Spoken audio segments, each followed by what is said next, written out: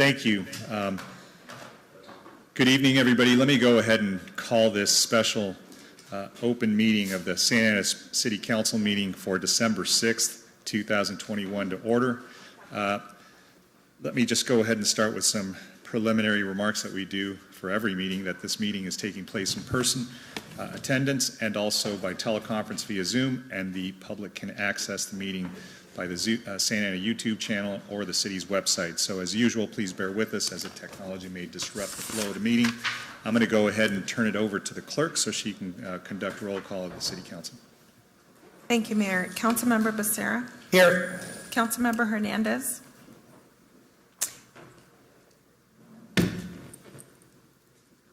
Councilmember Lopez. Here. Councilmember Mendoza. Here. Councilmember Fan. Here. Mayor Pro Tem Peñalosa. Present. Mayor Sarmiento. Here. So I hope everybody had a good Thanksgiving. Welcome back. I hope everybody was safe and had a chance to relax and enjoy family.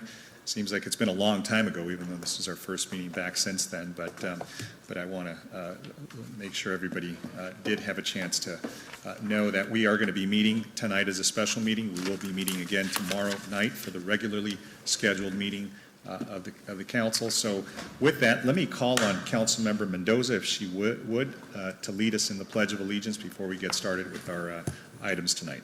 Councilmember? It will be my pleasure. Please stand. Place your hand over your heart. For the military, people who have served in the armed forces, you may salute. Ready, begin.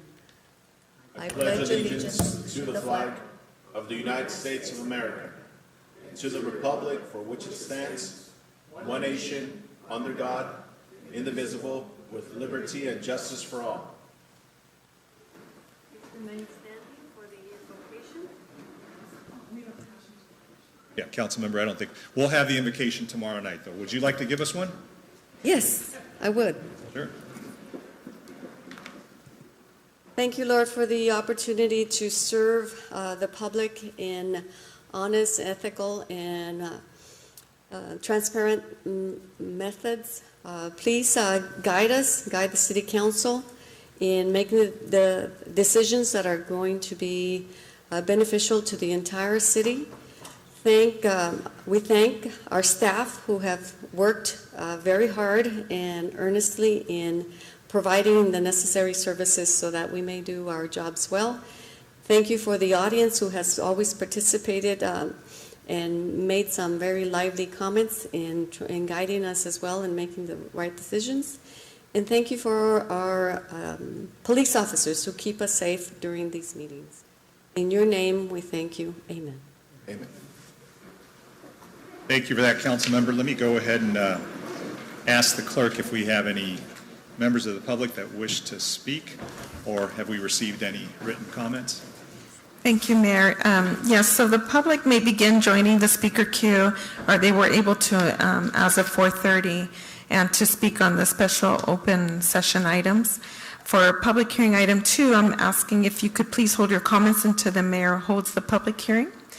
We actually do not have anyone virtually. We did receive a written communication in support of item number 1, which is the extending the Assembly Bill 361. Great, thank you for that. Let me go ahead and begin with that item that you referenced there, item number 1, which is the business calendar considering approving the continued use of teleconferencing for meetings of the City Council, boards, committees, commissions pursuant to Assembly Bill 361. I don't know if do we need any background? I think there was some confusion earlier as emails were going back and forth what this meant. So does staff want to go ahead and clarify just for the record the intent and purpose of 361 and us considering it tonight? Yes, so this is to adopt the resolution for council members to be able to participate virtually by way of teleconference without having to place their location of where they're going to be virtually, and not having to post an agenda at that location. So this is really strictly for the Brown Act rules of not having to post the address on the agenda and also posting the agenda at that location. Great. Thank you, Madam Clerk. Thank you for that clarification. I know that we had received some comments by email from some members of the public that thought that we were going to be limiting their access to engage with the City Council virtually, and this is really more specific to the council, the boards, committees, and commissions. So hopefully that is clear, unless there are any questions from members of the council. No, but I'll move to approve. Great. We have a motion by Councilmember Fan. Is there a second? I'll second. I'll second, Mr. Mayor. Okay, let's go ahead and we'll give it to I think Councilmember Lopez beat you, Councilmember Hernandez, so we'll give Councilmember Lopez the We second. can rock, paper, scissors. All right, we have a motion and a second. Madam Clerk, please call roll.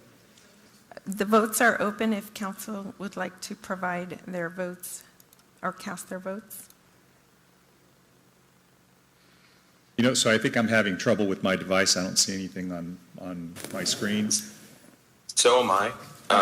Madam City Clerk, please have me as a yes. Okay, I'll just go ahead and do roll call vote. Councilmember Becerra? Yes. Councilmember Hernandez? Yes. Councilmember Lopez? Yes. Councilmember Mendoza? Yes. Councilmember Fan? Yes. Mayor Pro Tem Peñalosa? Yes. Mayor Sarmiento? Yes. So that brings us to really the purpose of tonight's meeting, which is a public hearing. Let me go ahead and turn it over to the clerk before I open the public hearing to make some comments to members of the public that are present here in person and also may be joining us online or by phone. Thank you, Mayor. Members of the public joining us by way of Zoom or conference call would like to make a comment for public hearing item 2. Please dial *9 now from your phone or select raise hand from Zoom. Thank you, Mayor. Great, thank you. So this is the public hearing. This is actually our 4th public hearing regarding redistricting ward boundaries. We've done this before. We'll probably have another opportunity to do it again and have another public hearing, but these have been efforts to engage with the public, engage with the City Council as we go through looking at redistricting the ward boundaries. So, Madam Clerk, I do believe we have a presentation from staff and our consultant, correct? Yes, that's correct. Thank you, Mayor. Before I hand this over to Sophia, who's here in person with Redistricting Partners, we do have Paul Mitchell with Redistricting Partners who wants to address the details of what will be presented to council tonight because there are some information that may be questioned and wanted to make sure that he addresses that. Thank you very much. I presume you can hear me okay? Yes, Great, we can thank you. hear you. Great. My name is Paul Mitchell. I'm the owner of Redistricting Partners. Sophia Garcia on our staff has been working with you and with your staff on this project. You might, if you were on the council last time, remember me being there in 2018, helping to devise the lines that we're now back to try to adjust based on the most recent census data. And it's the census data I want to talk about just for a moment. The census data, as you might remember from last time, or as we've talked about in this redistricting, is essentially 2 different data sets. And oftentimes we talk about them without really distinguishing that they come from 2 different sources. But it is important to note that the data is coming from different sources. I want to explain one little subtlety to them that I think has raised some concerns. First off, the main census data set for redistricting is that data set for the equal population. That comes from the U.S. Census, and then the state adjusts it a tiny bit just to move prison population, to remove the prison population from the census blocks in which they're incarcerated and apply them to the census blocks where they were living prior to their incarceration. It's a part of a piece of creating better equity in redistricting. And we're happy to address any questions about the prison population reallocation. The second data set is the data set that we use when we're talking about the composition of the district. This can be in a number of different ways. Most commonly, the citizen voting age population, when we look at the ethnic composition of the districts, but also in the last redistricting, a lot of the ways which we devised how to draw the district was from renter and homeowner data, which is also from that same survey called the American Community Survey. That second data set is constructed differently than the decennial data set. The decennial data set of how many people are where every 10 years is a single point data set. It's counting every individual person, and it's putting them in the census blocks based on those, on that decennial redistricting and the state adjustment. The data set from the American Community Survey, which includes the citizen voting age population, data on renters, other socioeconomic factors, that is from a data set that includes average data.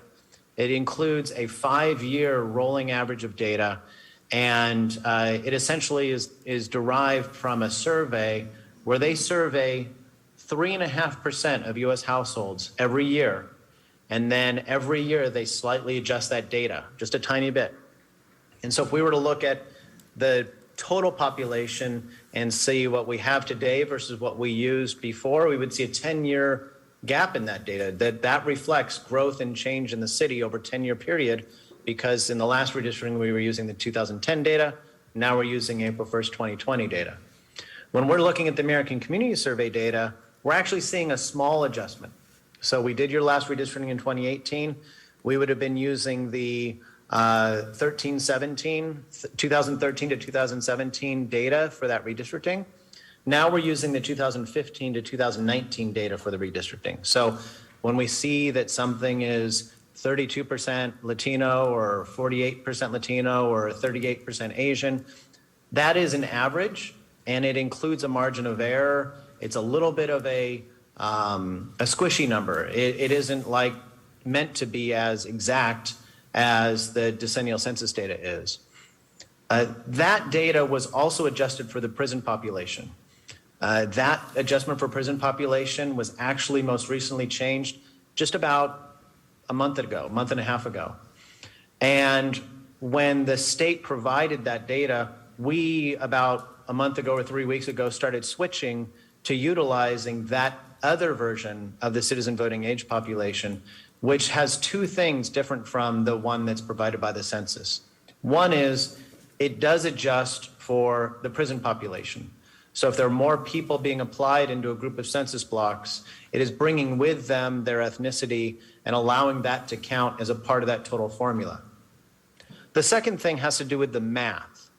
The way that the state allocates this population to census blocks, the way that it looks when we add it all up, you might find that in the two different citizen voting age population calculations, that in one that we were using since February, a district was 41% Asian, and in another one that we've been using for the last month or so from the statewide database, it might be 38 or it might be 45. So there are these little differences in the citizen voting age population that I think some people have noticed, because data that was being developed from our original data set has slightly different numbers than the data being used by the statewide database and the data that's been put out by the state. Both of these data sets are correct. Neither of these data sets are wrong. They are simply different ways of calculating this data from the census and using these averages and building it into a way that we can use it for redistricting. So in most of our redistrictings and in the statewide redistricting, they're using that statewide database calculation for the citizen voting age population.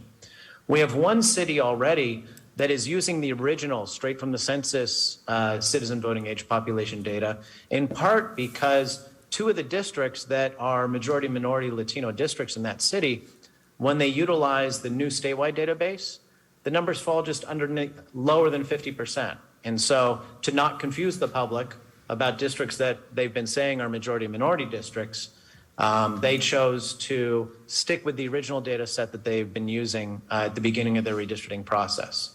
So which data set you use is, I think we'd want to make sure that your legal counsel is okay with it, but whichever data set you use for the citizen voting age population is probably fine. But I just want to let you know to not be concerned if you see a district that in one data set from a map produced a few weeks ago has a slightly different number than a data set that's being produced today. It's not that one number's better or one number's worse. It's not that one's right or one's wrong. It's just that there are different methods that each of those databases are using to make those calculations. And I hope that by explaining this, I didn't add to anybody's confusion. I just wanted to let you know the status of that data and answer any questions that might have come up from folks looking closely at this data and the maps. Great, thank you for that explanation, Paul, and I know you helped us redraw the maps in 2018, so it's good to know we have somebody that's familiar with our city and familiar with where we are with respect to the data back in 2018 and now. Madam Clerk, was there any additional presentation that was going to be made by staff? If not, so I can... Yes, there is. We do have that prepared. Thank you so much, Paul, for joining us. I know Paul has to jump off here, but I wanted to make sure if any member of the council had any questions before he exited, and then we can go ahead and go into Got it. Well, if we're going to ask any questions of Paul, I want to open the public hearing so it's part of the record. So why don't I go ahead and just do that now, and that way in case anybody wants to ask anything of Paul before he has to exit off our meeting, I'll go ahead and do that. So let me go ahead and formally open the public hearing, both for in-person and virtual comments, and I'll go ahead and let me just bring it back to the council really quickly before we go to any public comments. Do we have any members of the public, Madam Clerk, that wish to speak to us? We only have in person, 3 of them. So. Got it. Normally, we do public comments always in advance of any comments from the council or any questions from the council, but we know, can Paul wait until we're done with the 3 comments from the public? Paul, are you able to? Yeah, that's fine. Sure. Thank you. All right, let's do that. Let's go ahead and go to the public comments. Let me go ahead and start with Carl Benninger, then Dale Helvig, and then Oscar Reyes.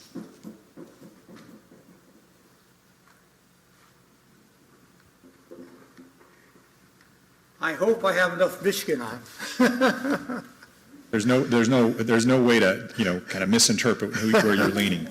Well, it was quite a weekend. I just want to top it off with the fact that my daughter-in-law went into labor Sunday morning at 5:30 a.m., and at 9:05 we had our first grandchild born.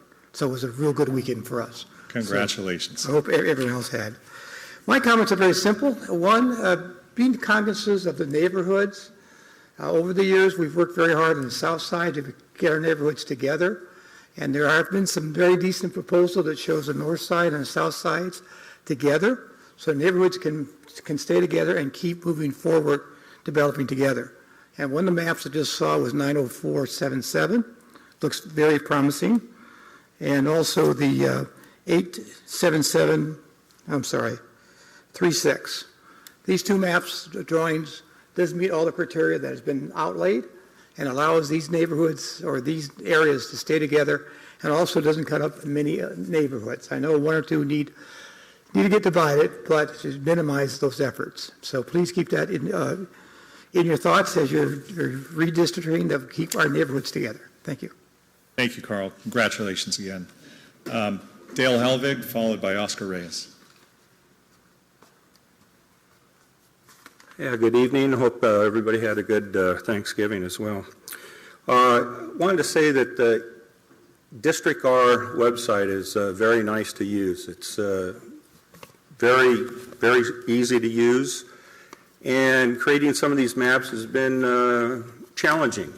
And it's been challenging because it seems like the ones that District R or the Redistricting Partners has created has had to essentially adjust for multiple things, not only keeping the neighborhoods intact, which I hope we continue to do, but also to ensure that every council member still has a seat at the table once the district boundaries are redrawn.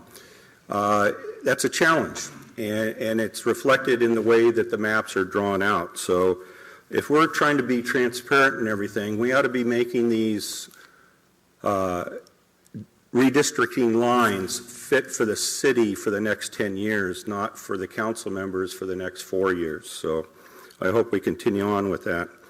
I understand that the area 17th and Tustin, north of there is some issue with the census, and so that's not included. That was an issue I brought up at the last meeting, so understand that, and it's only about 200 residents, not a bad thing. The other thing is east of the 55 freeway. 156 people are counted east of the 55 freeway. There's an apartment complex of 1,200 units there.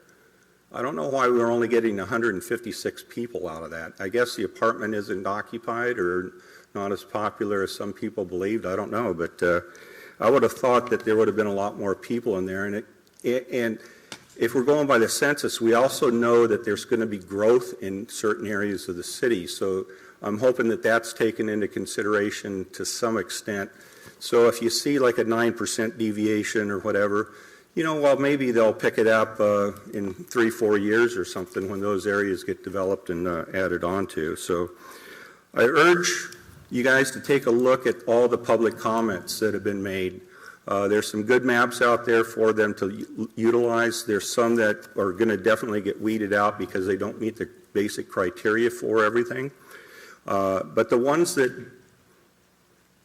stand the test of time, that meet the criteria, I'm hoping that district partners can take a look at that and give more of an in-depth look at it, because the ones that are being proposed today, I'm not too enthused about them, but I do think there's some public maps out there that are worth looking into a little bit more detail. 90477 is one of them. There's a few other that Carl mentioned, and thank you very much. Thank you for those comments. Next is Oscar Reyes, who's our last public comment for this evening. Good evening, Mayor Sarmiento, Mayor Pro Tem Peñalosa, Councilmember Mendoza Lopez, Councilmember Fan, Councilmember Becerra. My name is Oscar Reyes. I grew up here in Santa Ana, California, and as I inform and educate myself and just get to know my community where I live and elsewhere, I've proposed a map for the redistricting of the wards titled Santa Ana Goals 2021. I wrote down a couple comments because I probably wouldn't have remembered all of them. So the first comment for Santa Ana Goals 2021 is that the map request and proposal is looking and aiming to create fair and equitable wards for all our Santa Ana residents, not necessarily for one specific person or corporation or organization, really for our people, our residents in Santa Ana. So I just want to make sure that I stated that before I get to the next point. So the map really respects the geographical areas of our city, and it unites communities of interest who seek to be kept together, which I think is very important for our community. Also, the North Santa Ana neighborhoods and the South Santa Ana, South Coast Metro neighborhoods are united in one ward. The middle of the city neighborhoods are mostly united with only a couple of neighborhoods that are split to achieve population equity. The map also goes along main streets in order to respect neighborhoods and neighborhood integrity, and avoiding to use residential streets as ward boundaries, which has happened in the past. The map is also legally compliant with our state and federal mandates, creating 5 Latino Section 2 Voting Rights Act districts. It also holds to the spirit of the California Voting Acts by creating a ward where Asians are the plurality of the voters based in West Santa Ana as well, and keeps the Vietnamese community together.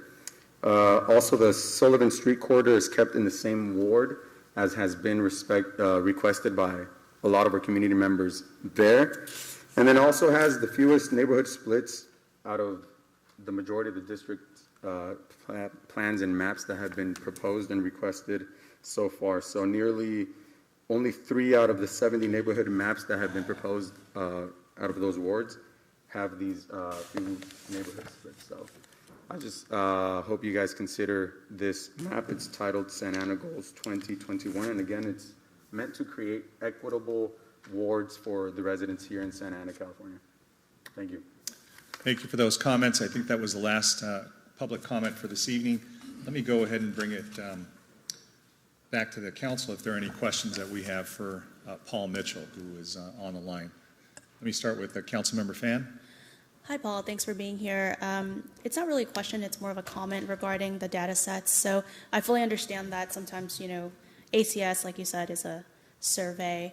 I do think we should stick to whatever the data set is being used by a districtor, because that's the tool we use to promote to residents to draw maps online. They can look at it. They can create their own.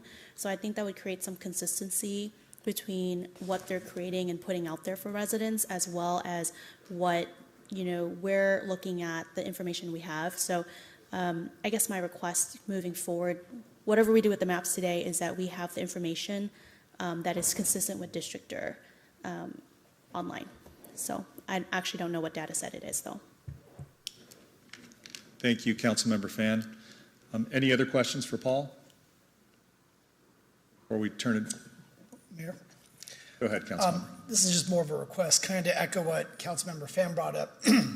I would like to see us use a data set that's consistent all across the board, from redistrictor to when the consultant is analyzing the maps, as far as whether they achieve being able to uphold the Federal Voting Rights Act and their standards. To me, we can talk about how certain data sets are close and that we shouldn't be worried, but to me, let's just put everything in Fahrenheit, or let's put everything in Celsius. Let's not try to go back and forth between the two measuring. Yes, we can say that both types of measurements will get us within a certain proximity, but I think that just to be fair and so nobody is confused, because this is a confusing process. So I think that it would just be easier and equitable to use one data set. And I think using the U.S. Census data that we see in Redistrictor and the other tools that we're using for this process would probably be most appropriate. Thank you for that comment. Any other comments for Paul before he disengages? Hey, Paul, or Councilmember Hernandez, was that you? Yeah, I was just going to say, no comments on my end, Mr. Mayor. Thank you. So if nobody has any other comments, and before we turn it over to Sophia so she can go ahead and go through the presentation. So Paul, just a couple of questions. I know that you helped us redraw the maps in 2018 when we went from an at-large election system to a by ward or by district election. What data was used then? So what was used then was the 2010 decennial census data, because we were required to use the most recent decennial census data, and the 2013-17 American Community Survey data. We didn't have prison population adjustment when we did the redistricting last time. The state hadn't actually implemented that yet. This is the first redistricting in which we're having a statewide prison population adjustment. And so we weren't utilizing this different data set for either the decennial census or the citizen voting age population. And to speak to the two council members who already spoke, we're fine with a decision to use the data set that's already in Districtor and to keep it all kind of linear and straightforward for the public. And Sophia has actually already gone through all of our map submissions that we've received and all of the draft plans and redone those all into that same data set so you can have them all in one unified data set. And they won't be reflected necessarily in today's presentation because the slides weren't all changed in the PowerPoint, but we will provide those to the city so we can replace those and get them all in line in the same data set. I'm sorry about the confusion that happened about the census data.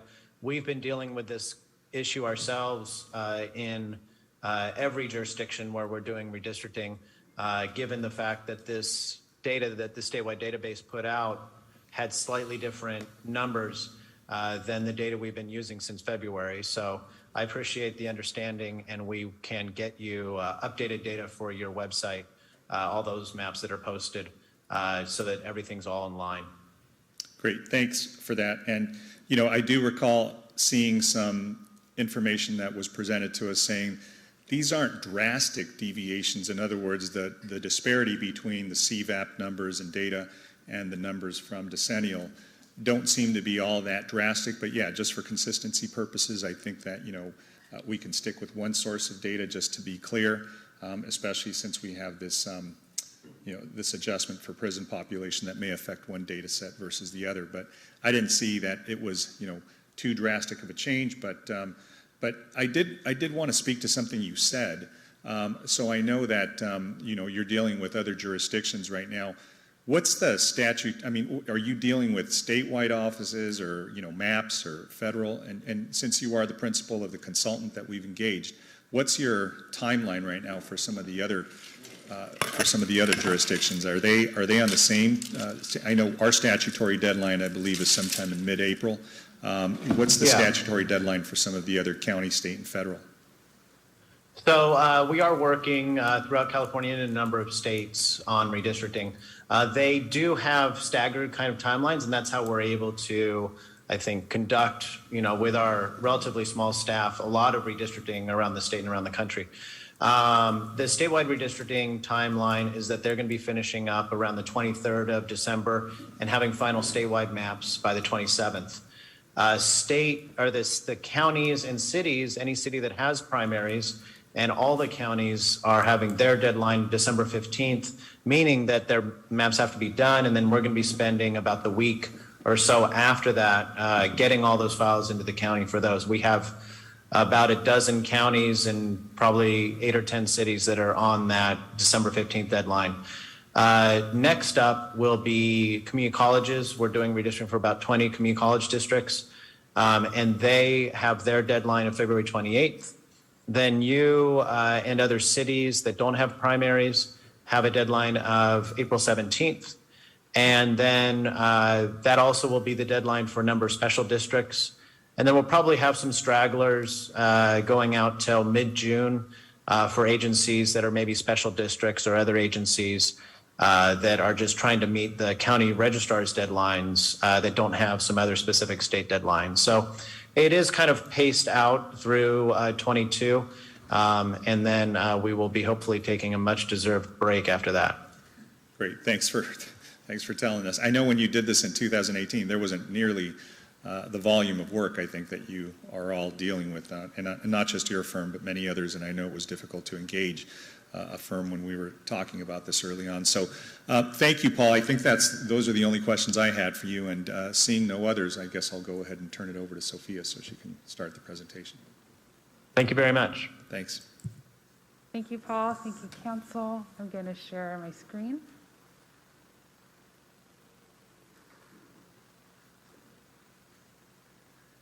Sophia, so if you're going to be having the mask on, if you could just bring that mic a little closer to you. Put it closer. Can you hear me better now? Okay, great. Are you guys able to see the presentation? Oh. Just go closer. Okay. I know I have a lot of different masks. I'll have to see which is the best to present in. Okay, hi everyone. Welcome. Good evening to council, staff, and the public. My name is Sophia Garcia. I'm the GIS and Outreach Director with Redistricting Partners. Today we are going to be doing our second draft map hearing with the council, and again, it is a draft map hearing. These are not the final maps. So we are here to hear any additional amendments from council and to continue to hear from the public on any amendments that they would like. So today we're going to cover a number of things. We're going to talk about the traditional redistricting principles. We do this at every time we present in case there's any members from the public or anyone here who is joining us for the first time. We'll talk about the public submissions that we've received through a number of different avenues. We'll talk about the community of interest testimony, and then we're going to get into the maps. We're first going to review what the current lines look like and the deviations. Then we're going to review the draft maps, and then finally we'll talk about next steps. So we have quite a bit to go through this evening, so thank you for being here. So the traditional redistricting principles, and Paul talked about the first one a little bit, which is the first criteria of creating districts of relatively equal size. Again, he talked a bit in depth about the specific data that we're utilizing. And again, when we are talking about redistricting and the census file, we're talking about people, not citizens. So we use that point in time file, so where folks were on April 1 of 2020 for the total population. And then we use that estimated population data when we are looking specifically at our ethnic groups. Again, all of these principles are under the Fair Maps Act. They're the principles that we use for every redistricting. And again, it's in a ranked criteria order. So that first criteria holds a lot of weight for this process. The second criteria is to create districts that are contiguous, so not to hop or jump over a ward. If there were any unincorporated areas or islands that were a part of the city, those would be an exception where we would maintain those as part of a district that was nearby. Maintaining communities of interest is a really high criteria in the 2021 redistricting process, specifically because of that new law, the Fair Maps Act, otherwise known as AB 849 here in California. So it places a high criteria of looking at communities of interest, of looking at neighborhoods, and trying to maintain those and split those as least amount of times as possible. We also look at other boundaries or other data. Again, Paul mentioned renter data, homeowner data. So the council can ask us to look at any additional data sets as we're going through this process. The final criteria is to keep wards that are compact. And this can be in two different ways. One is in appearance. So districts that look like shapes that we're familiar with, that could be one definition of compactness. Another one could be in function. So functionally, does it make sense to have a geography of a specific area due to a highway, due to other geographic boundaries? Again, these are ranked criteria orders, so we may see some wards that have quote unquote funny shapes. But again, the council and us, we have to abide by state law, federal law, and again, these criteria. And again, the compactness is the lowest criteria on our list. Additionally, we heard mention some things about incumbency. And I want to note that for a number of reasons, the 2021 cycle is a new cycle and is a new redistricting cycle across the board here in California for two reasons. One is the Fair Maps Act, which adds additional criteria for cities and counties to abide by. And again, that prison population data set that Paul talked about. And the Fair Maps Act, it has additional criteria that the city of Santa Ana must abide by. The first one, or one of the many, is to not consider incumbency or candidates as we are drawing the ward lines.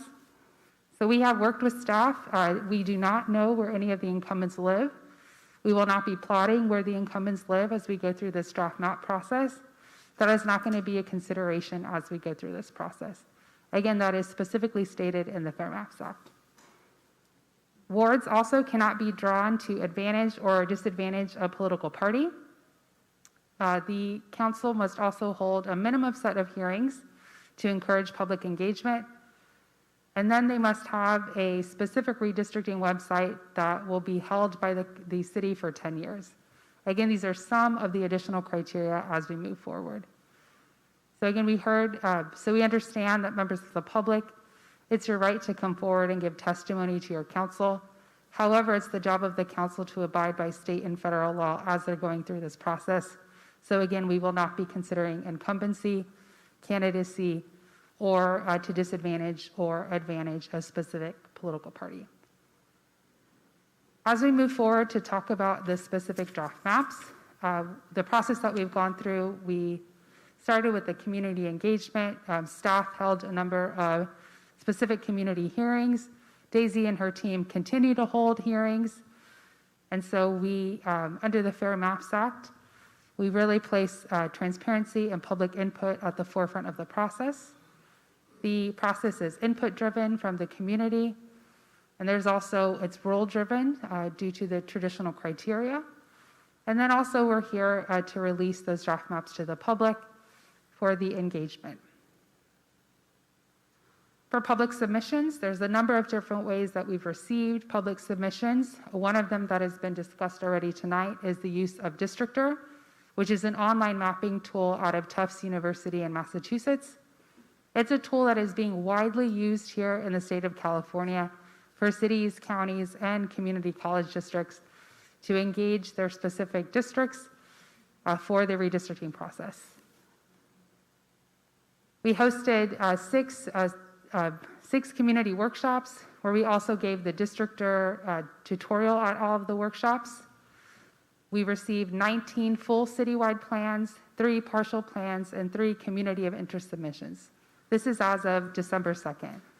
So when we say full citywide plans, those are members of the public who drew plans that had six wards, Partial plans are when the members of the public created wards that were not 6 wards, but maybe were 1 or 2.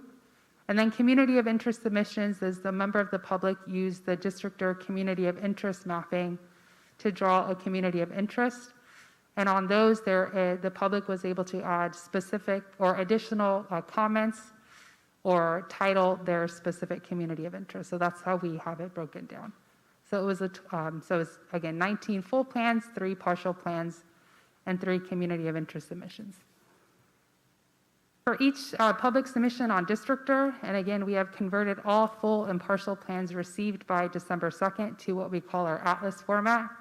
And as Paul mentioned, we reran tonight, just before this meeting, all of the draft maps, all of the Districtor plans, and then the Viet-Rise plans that we received from staff, and reran them all in the prison population data set. So again, it's not going to be reflected here in the presentation, but Daisy already has that and is ready to send it to staff after this meeting. All of them have a cover page that is an outline of what the plans look like. They each have a data table which has the population, deviation, ethnic population, the citizen voting age population data set.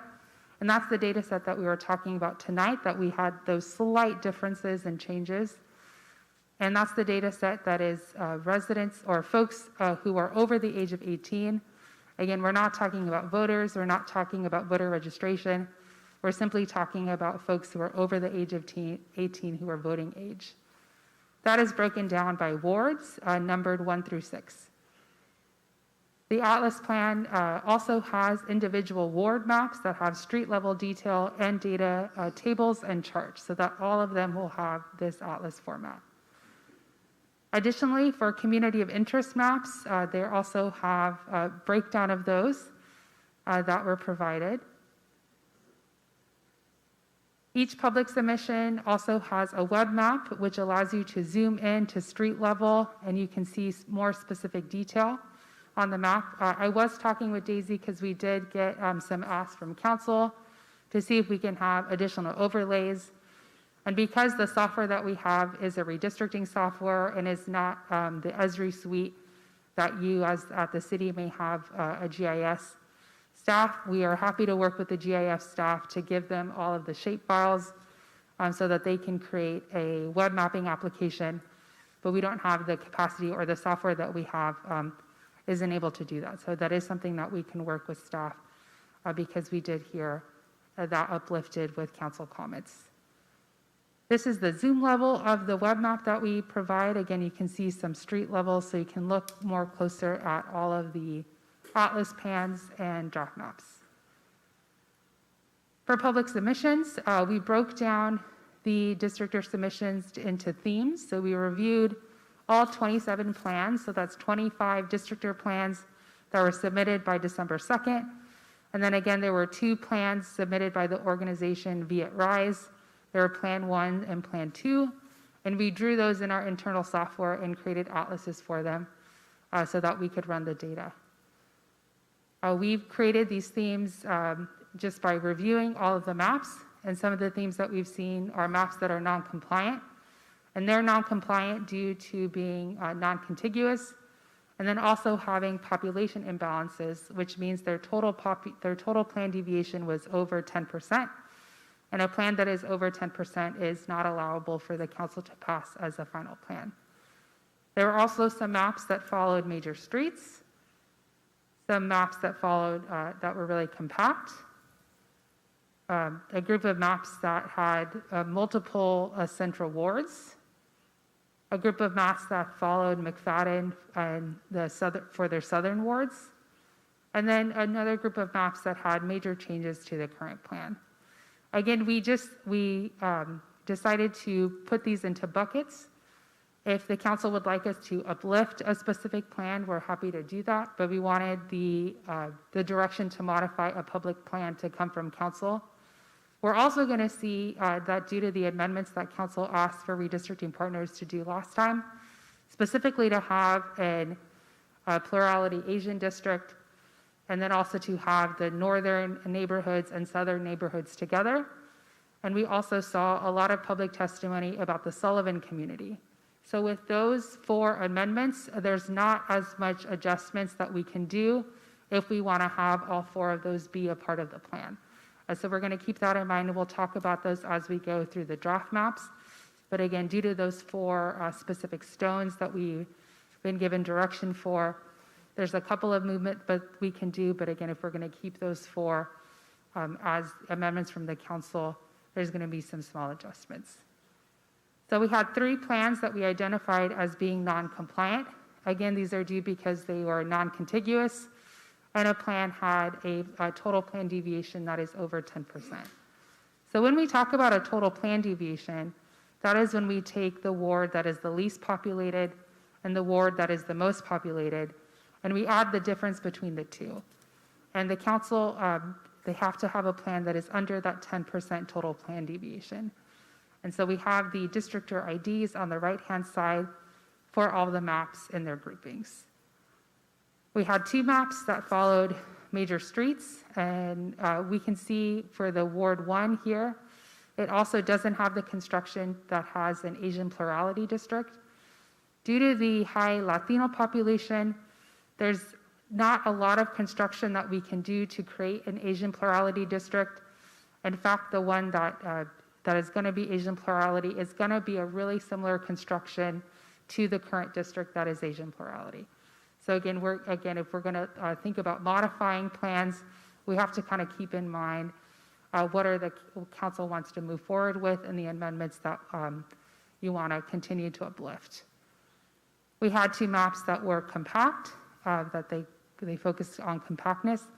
And again, we're going to see one of these plans, which is 87836, which doesn't have that Asian plurality construction.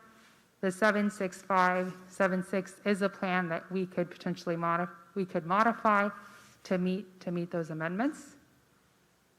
We have 3 plans, and again, as you go through districtor, there were a number of specific maps that had very similar constructions. So we had members of the public submit these 3 maps that we titled were multiple central wards, had really similar construction. We also had 5 maps submitted by the public that looked really similar as well, and we titled these themes as following McFadden for the southern wards. And again, we're going to see here that there's the construction of the Asian plurality district. We'd have to make major changes to this specific plan in order to meet the amendments that the council wanted to uplift last time. The following 4 didn't really have a theme together, so we grouped them as other major changes to current plans. Again, all of these districtor plans we ran atlases for, so those are the data tables, and they have the ward-specific breakdown, and they're also on the City of Santa Ana website, where members of the public can look at them more in depth. We also, again, created and drew the Viet Rise maps internally. We received them from Daisy and staff that were submitted by members of the public. And again, these also have the data tables attached. And just as a reminder to the council, again, if you would, as a council, like to uplift any of these maps and ask us to modify, we can do that. But just because of the number of the districtor maps, and we wanted that direction to uplift and highlight a map or modify it to come from the council. We are working on completing a COI map report for you to make sure that we have the correct data table, so we'll get that to staff and council later this week. We also had 18 placemats that were submitted that are on the website and that have screenshots or images of the placemats. Of the 18 placemats, 16 of them highlighted what they self-titled as the Sullivan community. The other 2, one highlighted Temple, McFadden, and Minnie Street, and the other one was Cham, the speaking community. So we did look at the placemats as well as we were drafting the maps.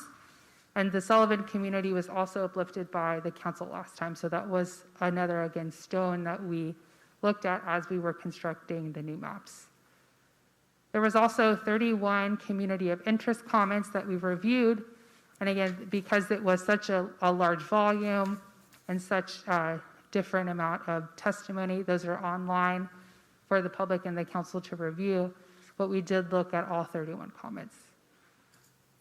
For council amendments, during the November 15 meeting, redistricting partners received the following requests and amendments from the city council: to create a ward that had an Asian plurality ward, and then to look at the following neighborhoods as we are constructing the new drafts. Three of the neighborhoods that were uplifted by multiple of the council members was the southern neighborhood, South Coast Alliance, and then also the northern neighborhoods, and as well the Sullivan community. So again, as we're going through the draft maps, 4 of the major stones that we looked at was to create one Asian plurality ward, to create a ward that kept the northern neighborhoods together, to create a ward that kept the southern neighborhoods together, and then to also create a ward that kept the Sullivan community together. We also looked at all of the other neighborhoods that are mentioned in the council amendments. So we're going to review the draft maps now. So we have an atlas that shows what the current lines look like. And again, as Paul mentioned, these lines were created and adopted in 2018 using the 2010 data set and the 2013 to 2017 ACS data. We have the data table breakdown of the current lines. And what we're going to focus on here is the total plan deviation. And looking at the current lines using the 2020 data, the total plan deviation is 13.4%. So regardless of whatever final map is approved by this council, there will need to be a slight adjustment due to the total plan deviation currently being over 10%. For draft plans this evening, we have A, A2, D, and E. We're not presenting draft maps B and C due to the council on November 15th not uplifting those, and so we are not presenting those tonight. Those plans are still available on the website and in the presentation that we gave last time. So B and C, we still have the data there, but due to the council wanting to look at new maps, and again, wanting to have all the maps have the Asian plurality district, we're not presenting that this evening. But we can bring it back if council would like us to. So council members were provided a packet with 4 consultant-created plans that are based on traditional redistricting criteria, community of interest testimony, and amendments from the council. These maps were posted to the city website for the public prior to the draft map hearing. Wards are also lettered, not numbered throughout these draft plans. And this is a temporary structure that we use for identifying seats. As the final plan, the council will go through the sequencing formula, but in order to not confuse the public and to also not have it be seen if that the consultant is the one who are assigning what the final wards will look like, we are going to do a lettering system for all of the draft maps. Each plan was also created with a less than 10% total plan deviation. Draft Plan A meets the traditional redistricting criteria and also achieves the following. It has a deviation of 8.5%. It creates 4 wards that are 50% Latino CVAP, and it also creates an Asian influence district, which is District A at 42.4%. And we're going to see a really similar construction to District A in all of the plans. Again, due to the high Latino population and compact Asian population, in order to, again, meet that amendment from the council, we're going to see a very similar construction of our Ward A. Plan A also uses the existing lines as a base, and it adjusts for population growth and also follows major streets. So in this overlay, I know it's a little difficult to see because of the pastel color, but here the black lines are what the draft plan lines are, and underneath the pastel color is where the adjustments are made. And because it is a minimal change plan, we're not going to see a lot of differences. Where the adjustments were made, if we look at the southern portion of B and F, we see a portion of what used to be Ward F move into Ward B. We can also look at the northern portion of Ward F, and we see a portion of what used to be Ward C into Ward F. And so that's what the overlay of the existing lines will look like. We also have an overlay of the neighborhoods. So we, due to some of these neighborhoods being really small, we didn't title the overlay page, but when you have the atlases, there are specific ward breakdowns, and then you're going to be able to see what the neighborhood names are on those wards. And again, we're happy to work with your GIS staff at the city to give them these shape files to create a web application, but just due to the software that we use for redistricting, we're not able to add, or if we added more overlays, it would just look really cluttered and difficult to read. Draft Plan A2 also meets traditional redistricting criteria and achieves the following. It has a deviation of 7.4%. It creates 4 wards that are 50% Latino CVAP and has a Asian plurality ward in Ward A. It uses Draft Plan A as a base, adjusts for population growth, and follows major streets. We created Draft Plan A2 in order to strengthen slightly the Asian plurality district from Draft Plan A. So that is the major change that we're going to see from A to A2. In terms of neighborhoods, again, it's just going to be the color of the neighborhoods. And if you look at the data packet with the atlas, you're going to be able to see the names as you flip through the ward-specific page. It moves the District A boundary to First in the Santa Ana River to South Harbor Boulevard and McFadden.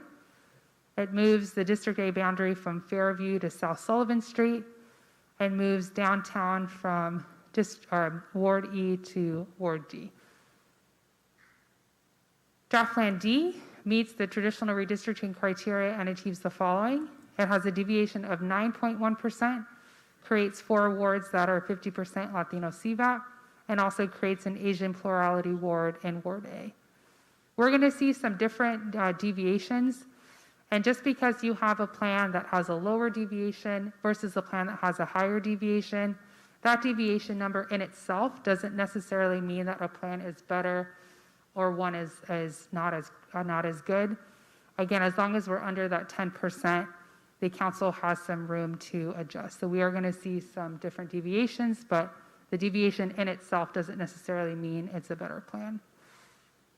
Here's the city overlay for Draft Plan D. And again, we're going to see this more of a difference from the current lines. So again, the black lines are what the Draft Plan D is, and the colors underneath are what the current lines look like. Draft Plan D follows neighborhood lines. It also keeps the northern neighborhoods together. So the northern neighborhoods of West Floral Park, Fisher Park, Morrison Eldridge Park, and Park Santiago together. And it keeps the southern neighborhoods together as well, of Sandpoint, Republic Homes, Metro Classic, Thornton Park, and South Coast. Additionally, it keeps the Sullivan community together, also keeps the Henninger Park, Wilshire Square, and downtown together.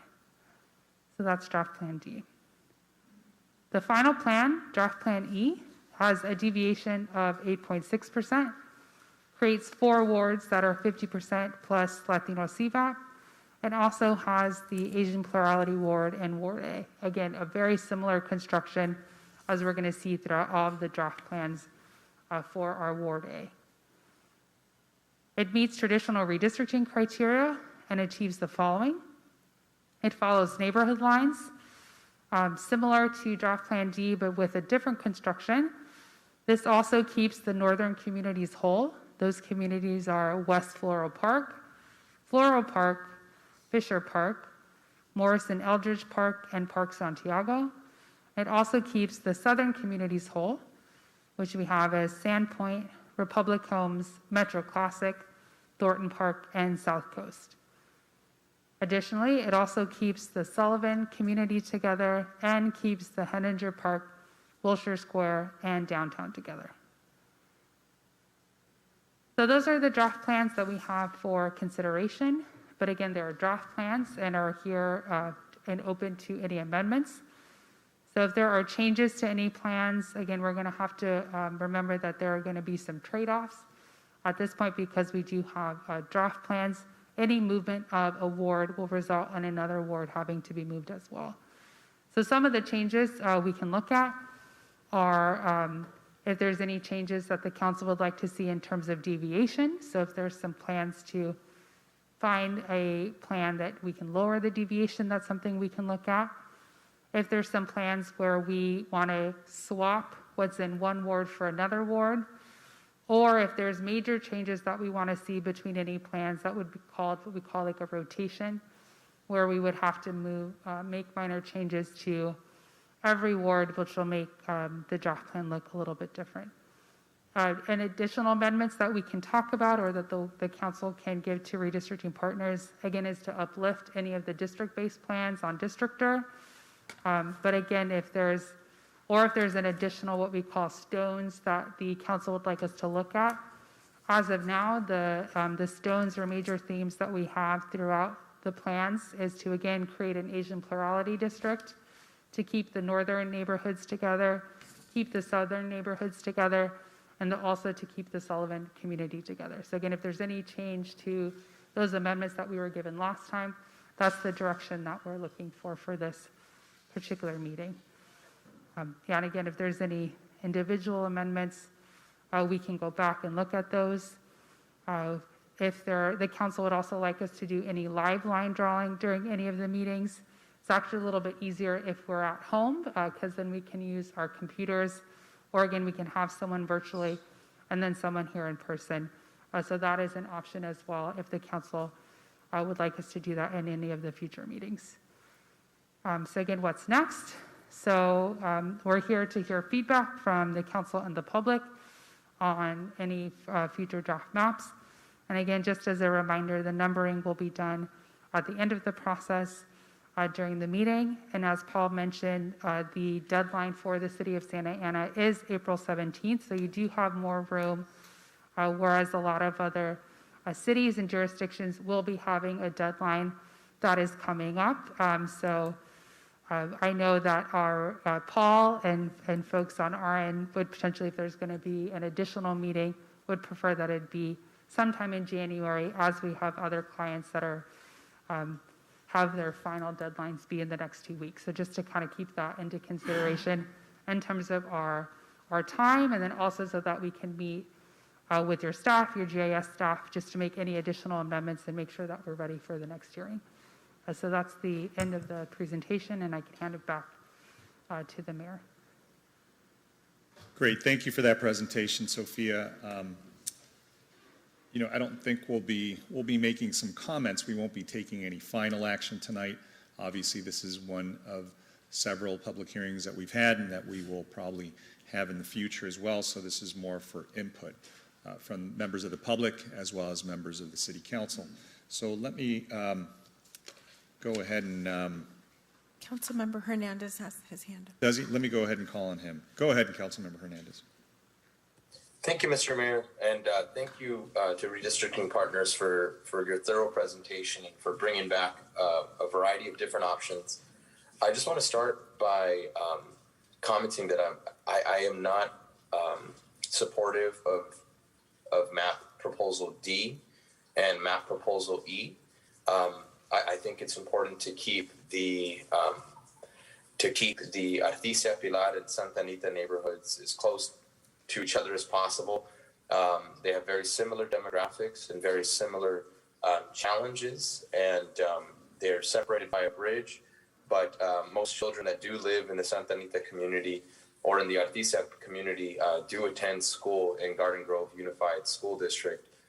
Some attend school in Santa Ana. So I think it would be most beneficial to keep those two neighborhoods together. I'm happy to see the efforts to keep the Sullivan neighborhood together. I think that looks great.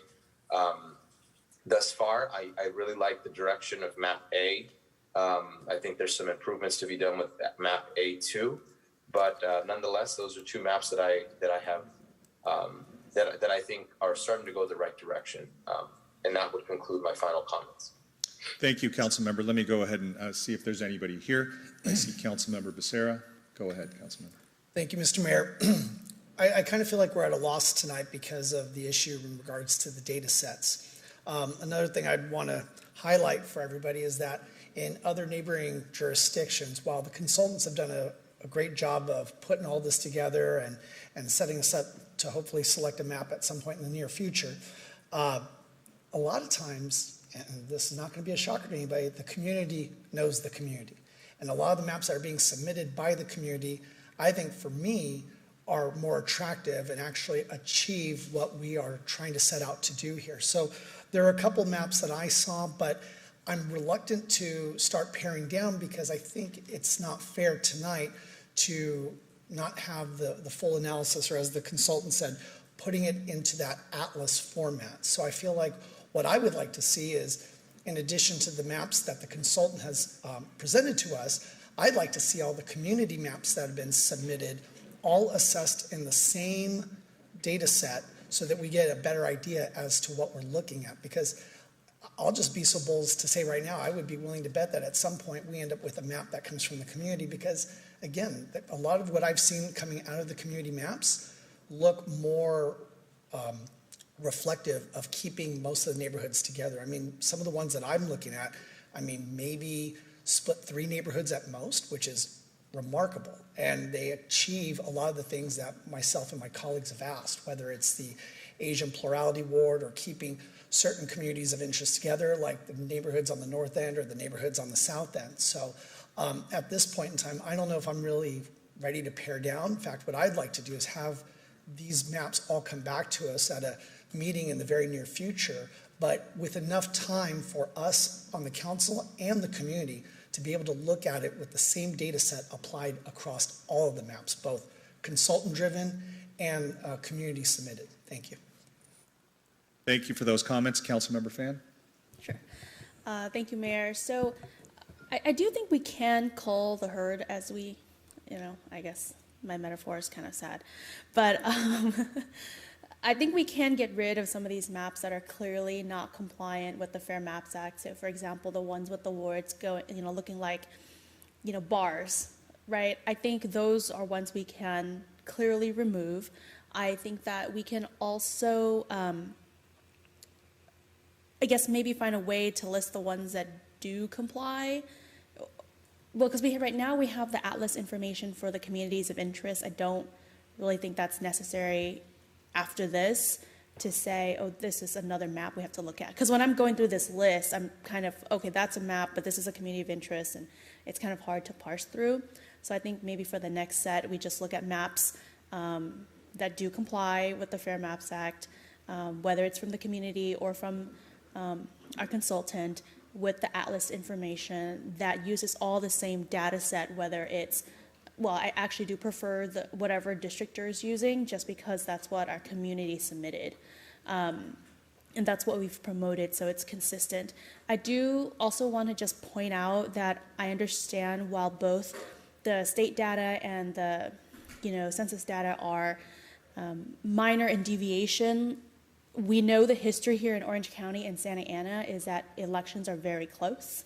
And so the 200 people in that apartment building really matter. And so I do think that is really important to recognize when we decide on a data set that it is consistent. The other thing I do want to say is, I guess when we're looking at the maps, I'm really interested, I do agree with having these communities of interest together. And it's really important, I think, also to recognize that it's not going to be perfect. I think there's always going to be something that we can pick on that somebody's not going to like, but I think we're going to have to do the best that we can. Especially, I know in the Western, Asian plurality district or whatever, it's not going to be the most compact district we're ever going to see because of the way that the community is set up. But for example, Morning Sunwood is very Asian, very Vietnamese, And that is a big part of being a part of the Asian Plurality District. For the record, I don't live in Morning Sunwood, so in case anybody thought. So that will conclude my comments for right now. Thank you. Thank you, Councilmember. Councilmember Lopez and then Mayor Pro Tem. Thank you, Mayor Sarmiento. Well, thank you for the presentation. It's very thorough, and I have a big PowerPoint in front of me. Yeah, it's on. Is that better? Yes. Better. I agree with Councilmember Fan. If for the next time we can just see the maps that qualify.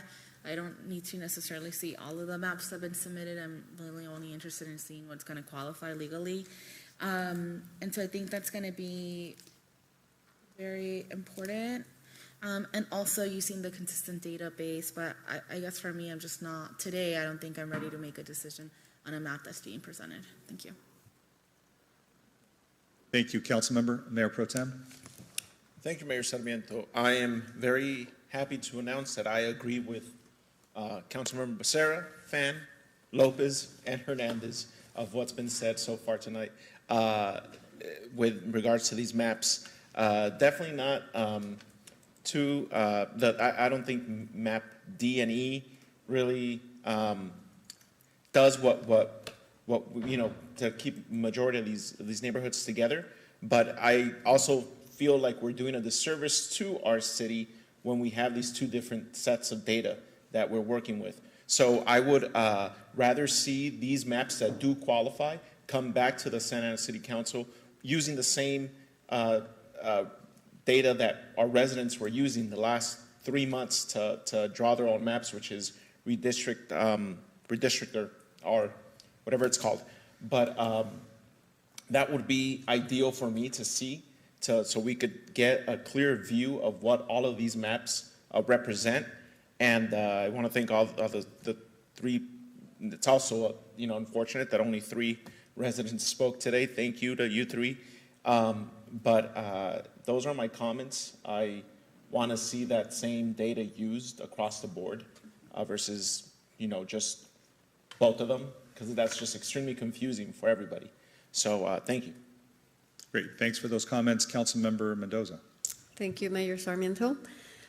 Similarly to my colleagues, I agree that we need to look at the data that is similar for all the wards, and it is very confusing if we start changing or using different data for different maps.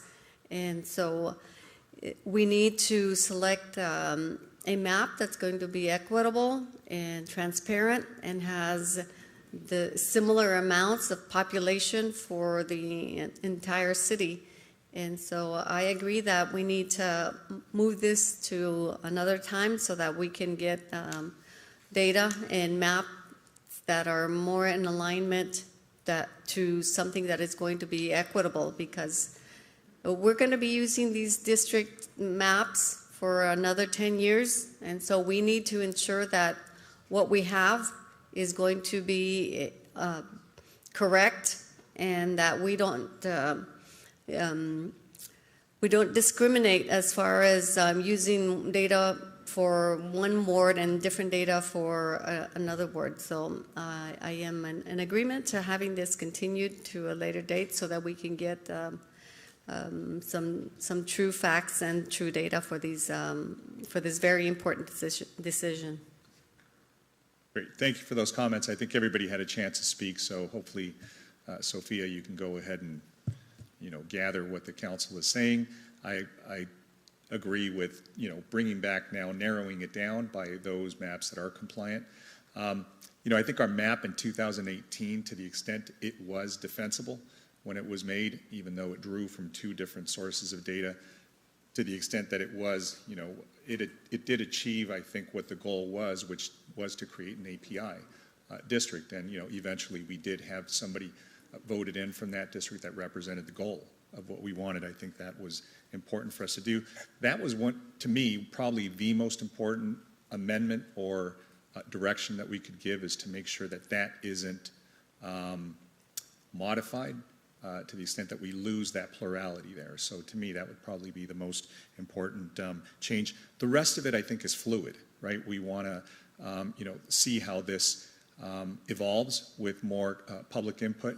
But I do agree preliminarily with Councilmember Hernandez's his comments. I'm a little confused by the maps D and E.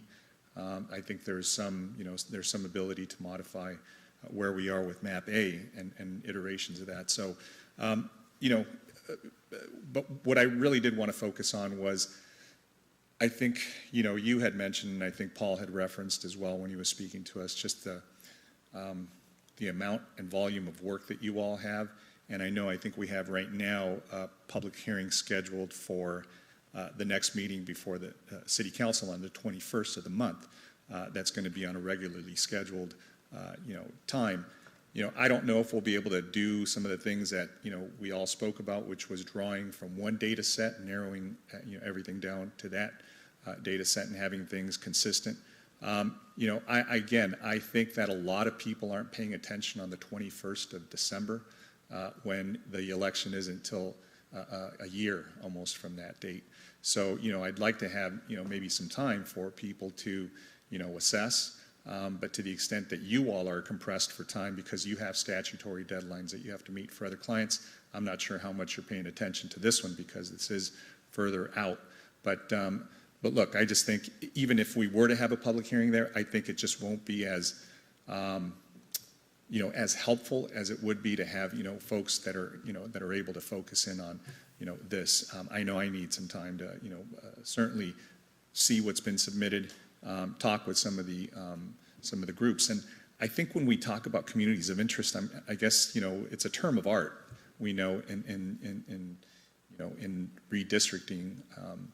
But can you remind us again sort of what, because that term gets thrown around and I just don't want it to be sort of, I don't want to use the adjective I'm thinking of, but distorted, right? Yes, and I also want to, but I think before I do that, I wanted to address something that you said, Mayor, about using two different data sets. Throughout the process, we are going to use two different data sets regardless. One, to meet that first criteria of creating districts of relatively equal size, is that point in time 2020 decennial census data. So that has not been changed at all. The other data set that we're talking about is the prison reapportionment data set, which is new, as Paul mentioned, for the 2021 cycle. And that is the one where we get more information about people of your city.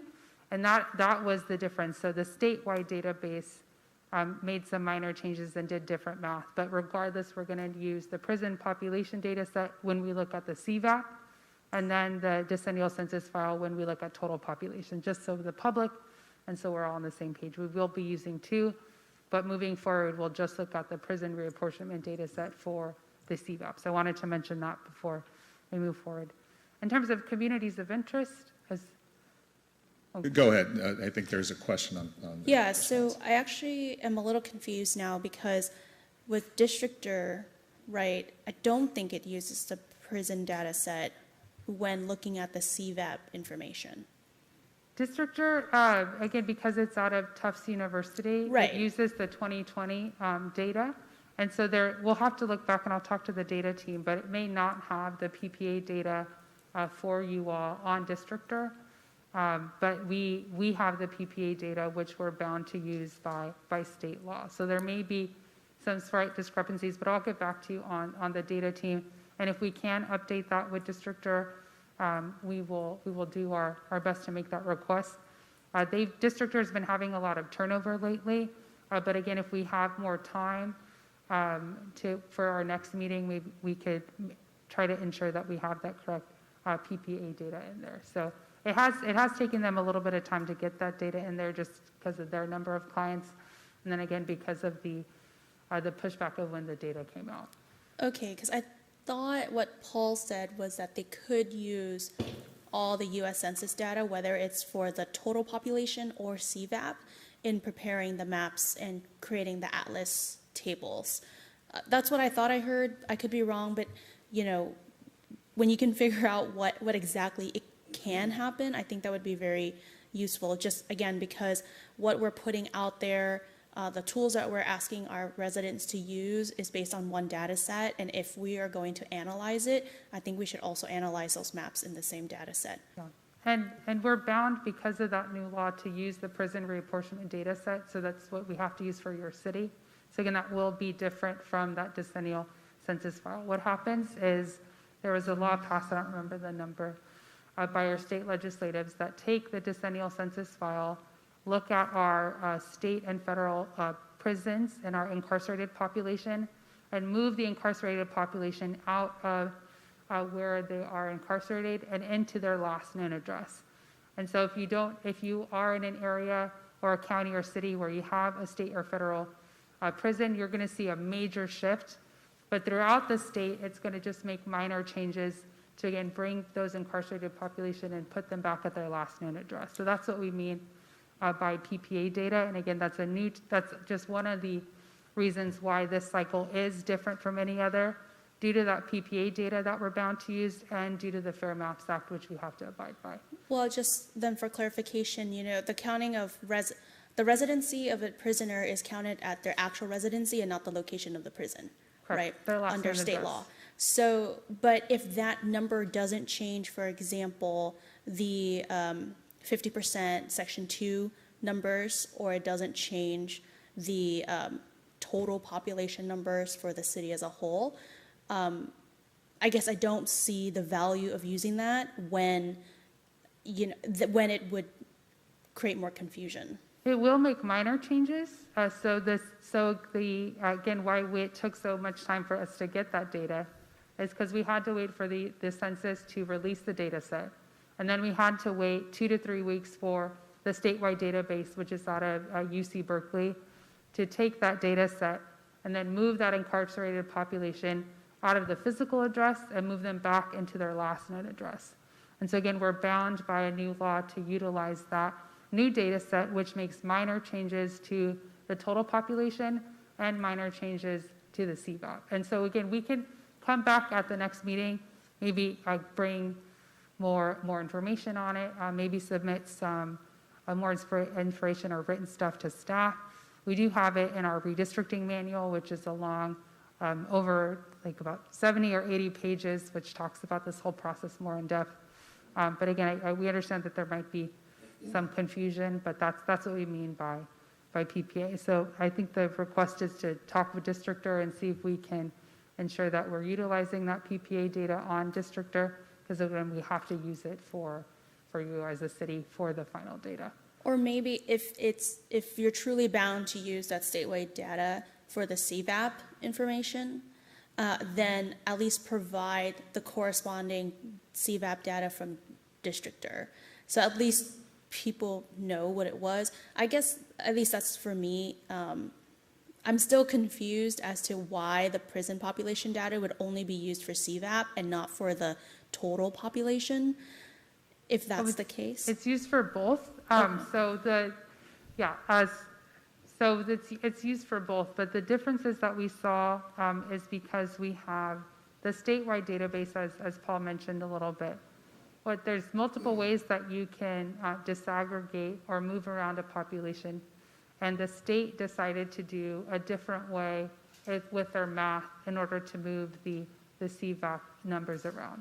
So as he said, both of the data sets are correct. The PPA that they originally sent out, and then a new data set that they're utilizing for the California Independent Redistricting Commission as they're going through their process. So it's the same data, but again, we're talking about estimated population. So again, we're talking about 3.5% of the American public being surveyed, doing a long form survey, which is a survey that has like 200 questions over a 5-year period. So we are going to see some minor changes throughout as we move forward in the decade. And we still, again, the CVAP is an estimated data set. So they're both correct, they're just minor changes. I think we heard the request to use the PPA that the state originally put out. The other option is to use the statewide database data that they just released a month ago. So those are the two kind of data sets that are up for to utilize, and I think we've heard to use the PPA one, the original one. Yeah. I think I've gotten more confused, so I'm gonna go ahead and let someone else ask Yeah. questions. Yeah. I do. Well, I guess I didn't even finish my comments, so. I think Sophia was actually addressing the. Hopefully everybody's okay with me just winding up. No, Communities of worries. interest, I think that was sort of the same question. I guess what I was going to say is that, because we have a state mandate, we have to comply with that, and that's not, really up for debate, because we have to include that PPA information. I think because we're confused by how we can try to be try to use one source as much as possible. That, I think, is going to take a little bit more discussion just for clarity amongst the council and for clarity by the consultant to the members of the public as well. So that kind of begs the question of, coming back in 2 weeks, will we have that clear, right? As we're going through a whole, a general agenda that we need to address as well on the 21st. So, my suggestion is that we push it over to the first meeting or sometime in January of 2022, so we can have you do a deep dive in making sure that you are able to accomplish, at least to this, as legally possible, to comply with the state mandate, to make sure that the data that we're all using and discussing is as close to one source as possible, given what you said. And I know that the deltas between those are very nominal, I guess, but to the extent we can almost eliminate those, that would be, I think, what I'm hearing from the council, if that makes sense. I did want to address your community of interest. Yes, just go going ahead. further. Sorry. And this forgot is about in this is in the community presentation that Daisy gives. She goes really in depth on this topic of communities of interest.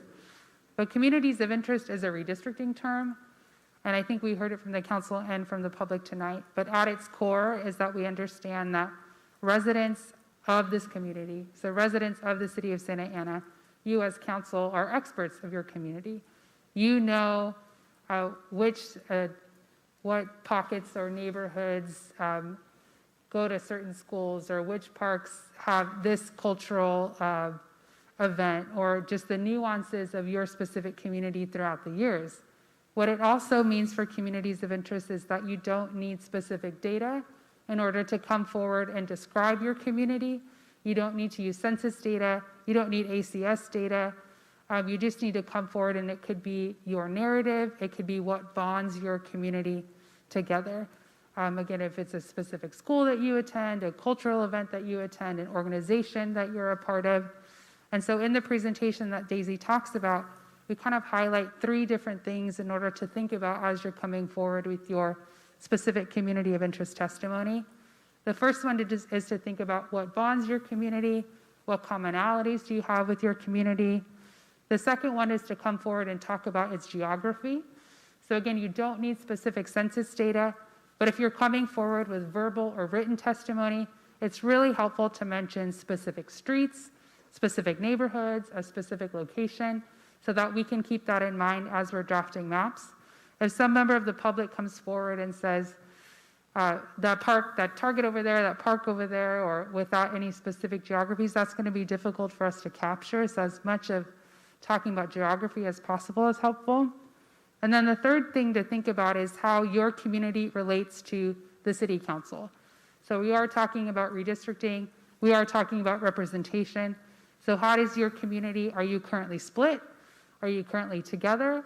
Does that impact you negatively? Does that impact you positively? So those are the 3 kind of things that we're looking forward for that community of interest testimony. And again, Daisy has that presentation, has given that at all the community meetings, and continues to do that. But that's kind of the basis. So we understand that the term may be a little bit confusing, but at its core is you all here tonight know your community better than we at Redistricting Partners ever will. None of us are from this area or live here, and so we're listening to that testimony. But again, we have to consider that in addition to the data, in addition to the state law. So it is a big balancing act. Got it. Yeah, and it's a very subjective term as well. So some of us may disagree on what a community of interest is. I know when, probably Councilmember Fan can relate to this. When you talk about not really community of interest, but, certain communities that receive certain protections, right? So, Absolutely. communities of color, which are Absolutely. very different from communities of interest. Correct. Communities of color, obviously, have almost a three-part scrutiny, right? So, those, I think, black and brown communities receive, heightened scrutiny. API and other communities receive mid-level or mid-tier scrutiny, and, and so on.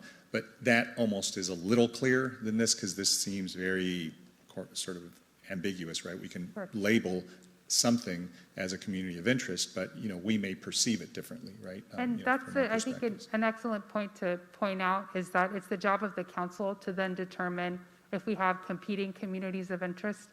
I was here during one of your council meetings for the renters and homeowners, the one that lasted like 9 hours. And that's a wonderful example of competing communities of interest. We heard passionate testimony on both sides. We heard passionate comments from the council. And so that in itself is a wonderful competing community of interest. And then it would go back to the council for the policy decision on how would you want to keep a community together or split it. So again, we're going to hear testimony from lots of folks. Hopefully we hear more throughout this process, but it will be the job of the council to give us direction on where to move. Great, thank you. We did that for your benefit, by the way. Just so you know. That was great. It was a wonderful learning experience. Yeah, I enjoyed that. Mayor Pro Tem and then Councilmember Lopez. Oh, Councilmember Lopez, go ahead. Oh, thank you.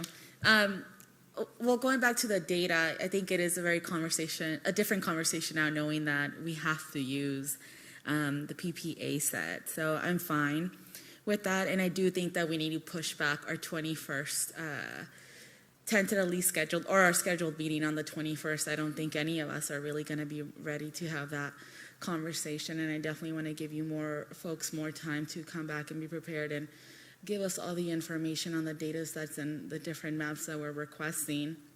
So Clerk, please let us know if that needs to be a motion that we need to address, or if you're going to work with our secretaries. And also, thank you for the clarification on, the community of interest. Because sometimes, we hear terms like equity too, and I think that can also be something that is used loosely. So those are my comments, my two. If I may, Mayor, and members of the council, I did want Go ahead. to mention that we actually don't have anything scheduled for December 21st. Our next meeting that we have scheduled that was approved by council is January 18th. All right, so we're dark on the 21st? Correct. We are not scheduled to meet on the 21st on redistricting. The next time that we're meeting on redistricting is January 18th. All right, my bad. I thought we had a public hearing scheduled for the 21st, and I just thought, boy, that's a short period of time, and, and we're going to be the public's going to be very distracted, and that's not a benefit to them. But okay, good. Thank you for that clarification. Mayor Pro Tem? Thank you, Mayor Sarmiento. I'm also very confused at how this conversation has played out. I want to make sure that none of us out here are saying that this is a state mandate, because we've only heard that from your opinion, Sophia, with all due respect, or a member of the City Council's opinion that this is a state mandate. Because I've heard conflicting statements from Paul and yourself, Sophia, when it comes to what database to use. Paul had stated earlier in the conversation that we could decide which data we want to use, one or the other. And in an email to us today, he states, it isn't totally clear that cities have to use their CVAP data, but since it was produced by the state and is available, we are generally using it unless there is some very specific problem with that data in the jurisdiction. So that's also conflicting to what you just stated, that this is a mandate by law that we have to use, because that's not what Paul stated in his email from earlier today to all of us on the City Council that we saw. So I think it would be to our best benefit to sit down with legal to really get down to what exactly this law is, or the mandate that we're talking about, because it's just confusing for the public. All of us up here are confused, and I can only imagine how confused our public is when looking at these different numbers, differentiating numbers when it comes to all of these maps. And one other thing, and just a general comment with the drafts that were presented. In A, the difference from draft A to A2, splits are downtown, not the merchants area, but it splits it down Flower, and generally the side of where I personally feel that block should remain together, the Civic Center along with the county jail and the Santa Ana Police Department and the Santa Ana Stadium is all kind of one, should remain together. And that's what I noticed is different from A to A2, is that it breaks that apart down Flower. So I want to make sure we avoid that moving forward. And I just wanted to see if, I guess now my question is, are we continuing this?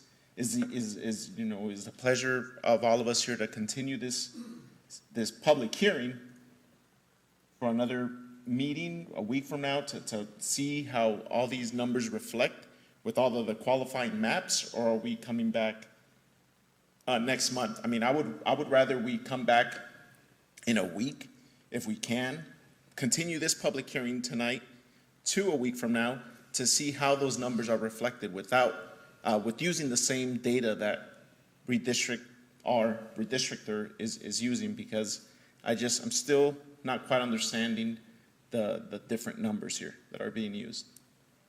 I'll reference Paul's email. So there's the PPA data, which we've been using as the base data for your whole process for draft maps. And then the statewide database, they decided to disaggregate the CVAP data and have that follow the prison reapportionment population as well. So the two different CVAP data sets that are up for you to choose is the one that the statewide database took the prison reapportionment population out and moved them back to their last known address, or what we have from the ACS, which we received in February, which is that data set that Paul was talking about, whereas from 2015 to 2019. So again, when he said it's up for debate, we haven't received clarity from the state on if cities or counties have to use the disaggregated PPA data for CVAP.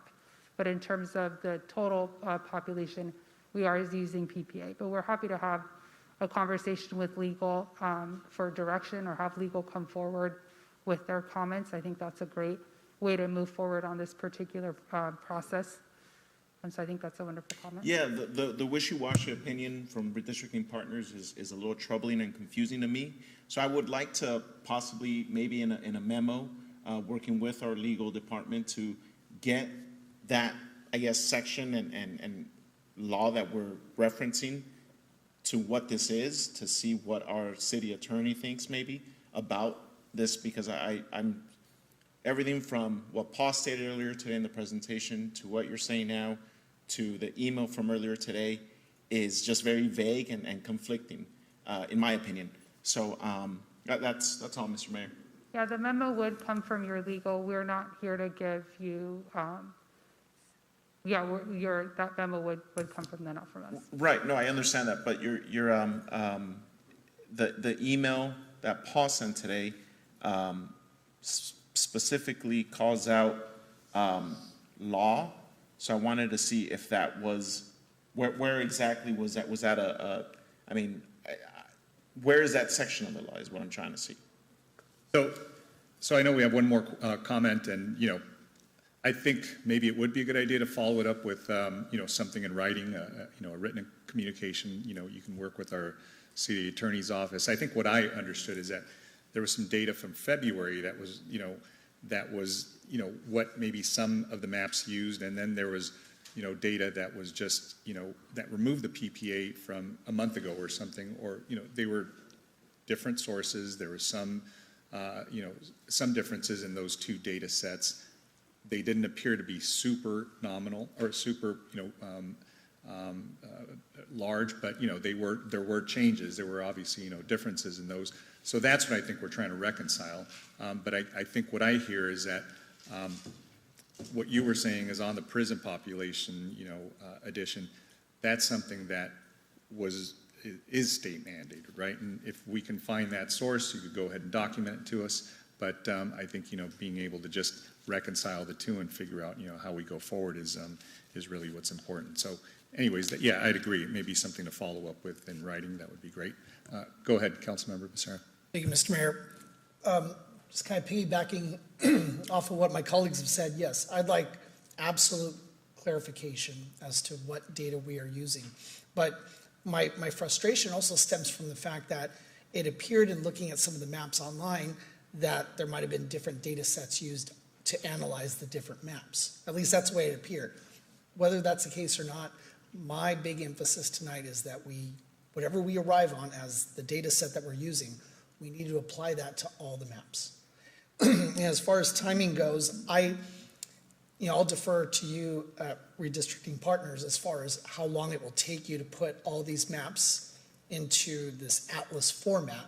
But what I would like to have happen is, I don't feel like we need to rush to have some sort of meeting next week or in 2 weeks. And I agree that hopefully most people will take a break and relax and not worry about this. But I would like to have those maps with the atlas format available. So even if we don't have a meeting, I would like for you to work with our clerk. And so when that is available, I would like an announcement to go out to the community to say they're available and that people can look at them. And if we maintain our current schedule and have our hearing in January, I don't think, hopefully nobody will have a problem with that. But the more time that our community can take a look at the maps with the same consistent data applied across all of them, I think is better. So that's really where I'm at, is let's just get something consistent across the board, and let's get that out to the community as soon as possible, regardless of when we have our next hearing.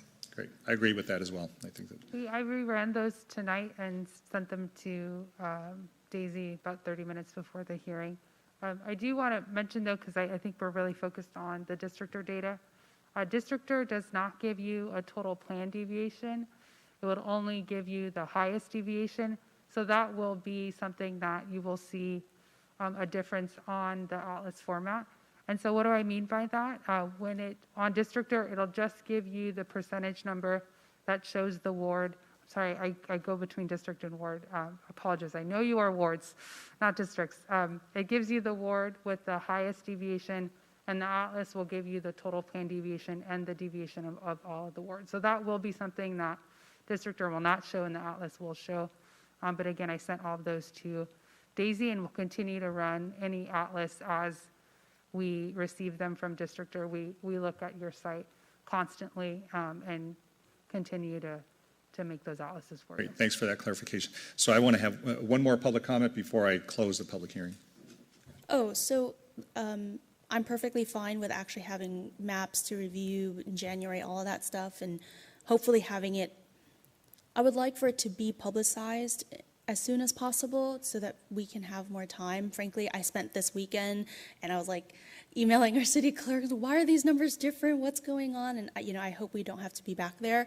The only question I have, maybe for Madam Clerk, or there are these two data sets that are being used for the CVAP data, right? The ACS data that is the 5-year average, and the CVAP data that has the prison data also from December, let's just say. We have to decide which one we want to use. So that would be the only thing I think maybe we can look at in the 21st to say, look, we want to go with the ACS average, or we want to go with the December data. I think we have to decide that before you can really put out to decide which draft maps. We don't want you to make that decision. We should be making that decision based on legal opinion provided by a city attorney's office. So that would be the only item maybe that I would say. How about an update from the clerk? Is that okay? Yeah. So she can You tell want to me. do it that way? Let's do it. Sounds great. All right, let me go ahead and close the public hearing, and seeing no further comments or hearing no further comments, I guess we are adjourned till tomorrow.